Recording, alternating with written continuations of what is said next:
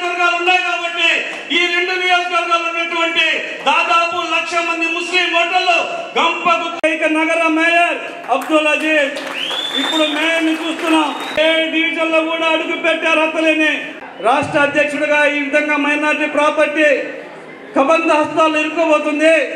ఉదయాన్నే 6:30-7 గంటలకు వచ్చి మాతో పాటు కలెక్టరేట్ నడి రోడ్డులో కూర్చొని మాకు మద్దతు. ప్రతిపక్షంలో ఉన్నప్పుడు ఈ జగన్మోహన్ రెడ్డి అరాచకాలు జరుగుతున్నటువంటి 4.5 సంవత్సరాలు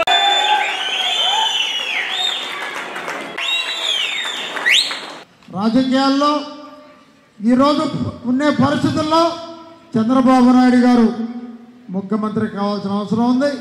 నెల్లూరులో ఎంతో కష్టపడి అభివృద్ధి చేసినటువంటి అజీజ్ గారు, నారాయణ గారు, అదే రకంగా సీతారెడ్డి గారు, నారాయణ గారు, సీతారెడ్డి గారు అత్యధిక మెజారిటీతో గెలిపించాల్సిన బాధ్యత మీ మీద ఉందని చెప్పి మనం గట్టిగా చప్పట్లు కొట్టడం మేము గెలిపిస్తాం.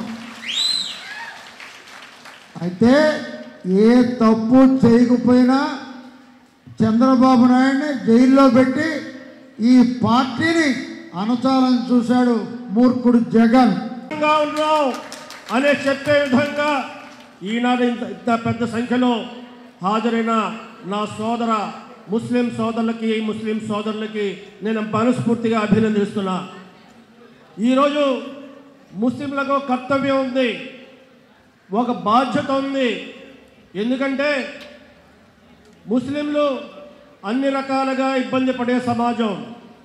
ఈరోజు భారతదేశానికి స్వాతంత్రం వచ్చి 76 సంవత్సరాలు అవుతుంటే ఈ 76 సంవత్సరాల్లో స్వాతంత్రం కంటే ముందున్న పరిస్థితులు, స్వాతంత్రం వచ్చిన తర్వాత పరిస్థితులు, ఈనాడున్న పరిస్థితులు చూస్తుంటే ముస్లింల స్థితిగతులు బాగా దిగజారిపోయిన విషయాన్ని మనం అర్థం చేసుకోవాల్సిన అవసరం ఉంది. నా ముందు మాట్లాడిన పెద్దలు అన్ని విషయాలు కూడా చెప్పారు. వారందరూ చెప్పిన విషయాలతో పూర్తిగా ఏకీభవిస్తూ ఒక్క మాట మాత్రం చెప్పి ముగిస్తాను. ఈరోజు రాష్ట్రంలో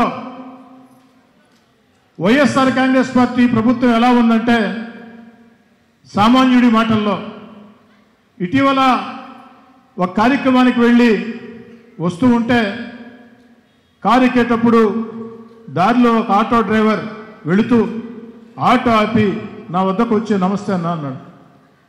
ఏనాయనా ఏం పేరు నీ పేరు యాడ్ ఉండేదంటే పొదలకూరు రోడ్డు అన్నాడు. ఆటో సొంతదా డ్రైవర్గా అంటే నా సొంతదే అన్నా అన్నాడు. ఎలా ఉందయా వైఎస్ఆర్ కాంగ్రెస్ పార్టీ గవర్నమెంటు జగన్ గారి ప్రభుత్వం అంటే బ్రహ్మాండంగా ఉంది సార్.